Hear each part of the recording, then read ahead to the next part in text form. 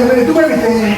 Like, man, he has to show me the paperwork. Right. So I'm like, what you mean? He's like, man, I can't do everything now. How much you trying to break down what he want to do? Like, man, so can I do 2 sides of the house? Do I need a roof? Do I really need a roof? So I'm like, man, what is you doing? Like, what you mean? I'm like, man, where the paperwork at? Right. He's thinking this ACB payment is all he's gonna get. Oh, he's not even realizing it's another payment. Right. So when I look at it, I see that, I'm like, man, you got about 20,000 in depreciation, bro.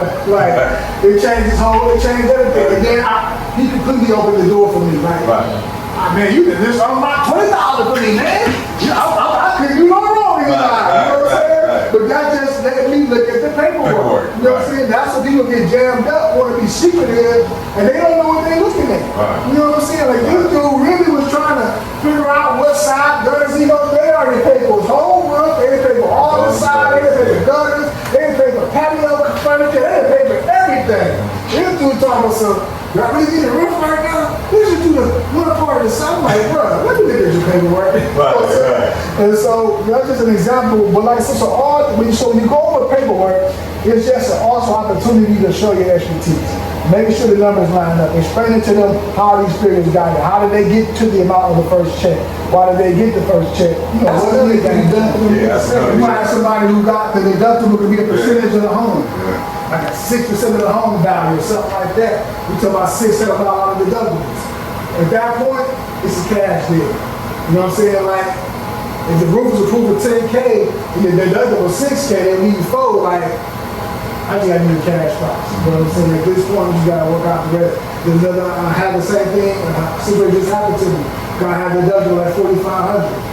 Like, bro, like, I can't eat that deductible. You know what I'm saying? I can't do none of that. You know what I'm saying? You talking about $500 deductible, all right, sir, even $1,000, we trying to twerk. But $4,500, I can't even touch that. You know what I'm saying? At this point, here go my cash price. I'm when you're ready, you know what I'm saying? A few weeks go by, he called it and ready, you know what I'm saying? Because there ain't no other options. There's nothing wrong with being straightforward when it comes to these numbers, when it comes to what you can and what you can't do. People will respect it and like it more once you give them information. Like when you try to tiptoe around information and all that, that's when that grand. I had to learn that as well. Like sometimes just feed it to them. You know what I'm saying? Because it is what it is. Like I ain't getting your insurance. I ain't choose your deductible. I'm just the messenger translating what you got and trying to help you get your work done. You know what I'm saying? So whatever information I'm giving, it is what it is. I can't change it. I can just give you my best price, and then, you know what I mean, yay or nay. You know what I'm saying? Of course, we don't want to be that cut and dry with them, but in the reality of it, that's just what it is. So, you know what I mean? Like I said, but you want to just shoot it straight to them. You know, if we can help them, we can. If not, you know what I mean? It's different ways you can go about it. But, so that's when it comes to, like I say, when it comes to the insurance paperwork, this loss summary is pretty much the bulk of it. Okay. I mean, because I experienced, like you said, when the house burned down, and we got the first check was like $97,000. And then they did some of the work, and then the second check was like another $80,000. The whole total out of the house was $275,000. You know what I'm saying? So, but after we got through, we had to pay our deductible of $1,500. And then it was done. But I see how that's why I tell one client, he got mad because he thought he was going to get the full check. I said, now they going to allow it out through the insurance company. I said, I've been through it, so I can tell you guys going to go. First check going to come, then work it done, then you got called for the second check, then that come. You know? The other part too is if they got a mortgage on the house. Sometimes they may include the mortgage company on the check. So now what they got to do in that case is they got to send a check out to the mortgage company. Once again, that really don't have anything to do with us. But you can help. We want to try to help them. Every mortgage company is good. I should write this down. Every mortgage company got a department called the Lost Draft Department. The Lost Draft Department is who deals with insurance claims. Alright, so whenever they got to mail their check off to the mortgage company, they got to mail it off. The mortgage company will CC Lost Draft Department. Every mortgage company has a protocol and a process for that. And it's really their responsibility to figure out what that process is. You want to help them or someone call, that's up to you. Normally I put that on the homeowner, you know, it's your responsibility to figure out, you know, who the mortgage company is, how do you get in contact with the lost draft. Everything is all set up already. They dealt with millions of claims, so they already got procedure. You got to mail it to a certain address, bring it in to a certain address. They either gonna stamp the check and give it back to the homeowner. If they take their check and just cut them a whole nother check, it just depends. Sometimes the mortgage company may need information from us. Meaning they need a W-9, they need a contract, things like that. If the mortgage company does need a contract from us, our contract is going to match up exactly. We want to make it match up exactly with the insurance contract. So we just pretty much going to have it word for word the same. You just have to do an Xactimate. That's all the Xactimate is just the insurance stuff. So we just want to write it up in Xactimate. Same as the insurance information. Now with the using the W-9, what the W-9 is for, basically. Just like for tax purposes. For tax purposes. Yeah. Just showing that they paid us out. Exactly. Whatever the amount is. So at the end of the year, they're going to send us like a tax form. Gotcha. But they're going to need that W-9. Anytime you work at any kind of city or anything like that, any kind of like any projects, Habitat, CMHA, any of the cities, anything like that, they're going to want a W. Any organization you work for will want a W-9. Yeah, that's why I just ran across in East Cleveland. The young lady, she said, get a W-2, a W-9. Okay, yeah, we got it. Gotcha. So, any questions about insurance? Anything anybody came across? Hopefully, so far, they've been, like I said, showing me this paperwork. He said some people aren't sure, but they'll say that they have paperwork there. And when I said, well, can I see it? Sometimes they do, sometimes they don't. Yeah. And don't be afraid to ask for it. You know what I'm saying? We need it. You know what I'm saying? Like, we need the paperwork. You know what I'm saying? Can I see the paperwork? Like I said, now you can kind of feel that they acting funny about it. Right.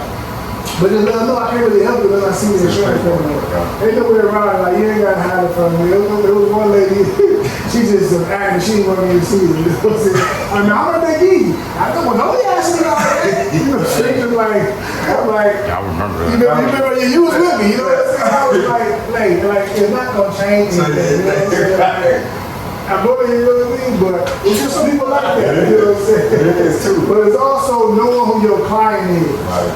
You know what I'm saying? The less time you spend with a person who's not your client, the more time you can go find who is your client. The person that perfect matches don't give you the headaches. Right. Just want, like I said, and for us, our client to me is just a person who wants their work done the right way. Right. You know what I'm saying? They don't really get taken advantage of, but they not necessarily looking for the cheapest price either. You know what I'm saying? Right. But their main thing is, like the guy on one day, you know what I'm saying? They're going to take good care of this property, and they want somebody that's reputable to come in and gonna take care of business.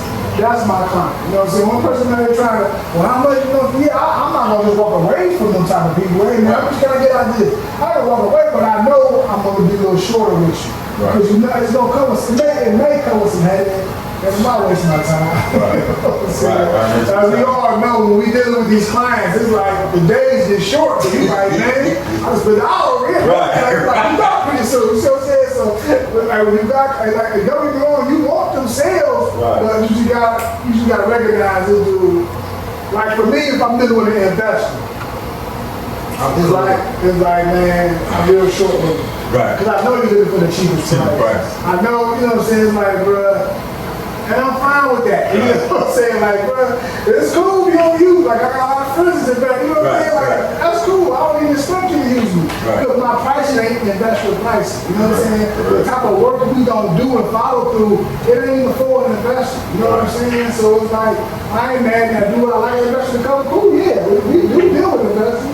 But them the same investors that they ain't tripping about price. They just want a good job done. You know what I'm saying? So that's what that is. One last thing about insurance is that when I'm starting to see more, and you're gonna start seeing more as well, is that the roof portion, they're only getting a percentage of the roof. I don't know if y'all came across that, but it's like RPS, they got some type of letter, but they're taking off a percentage of the roof, and the roof alone.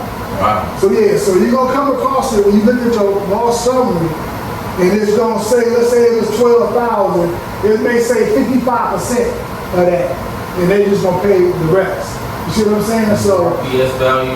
like RPS value, something like that. Yeah. So, but that once again, that nothing to do with us. It's the type of policy they got. A lot of policies. And for those who don't know, the biggest expense for insurance companies is what? To spend as least money as possible. Now, what's their biggest expense when it comes to homeowners insurance? Their biggest expense? Roofs. That's what they spend the most money on. Really? I never knew that. Yeah, I see So that. that's why they kind of really on top of it. That's why when you get insurance, I'm not gonna make us know it or not, but if when you own a home and you get insurance, they do ride-bys. They don't come inside your house. Yeah. They don't care about the inside the house. They want to see that roof.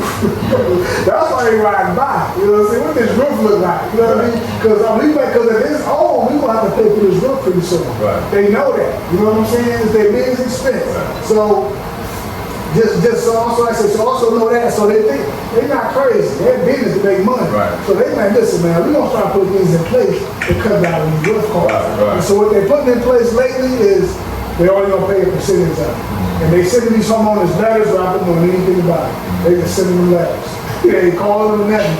They just get letters. Who opened up the jump in? You know what I'm saying? People thinking this jump in, they're sure they tell you we're gonna pay a percentage of your roof going forward. You know what I'm saying? And people may not even think nothing about it until a hailstorm comes, windstorm comes, and they did send themselves in the mail.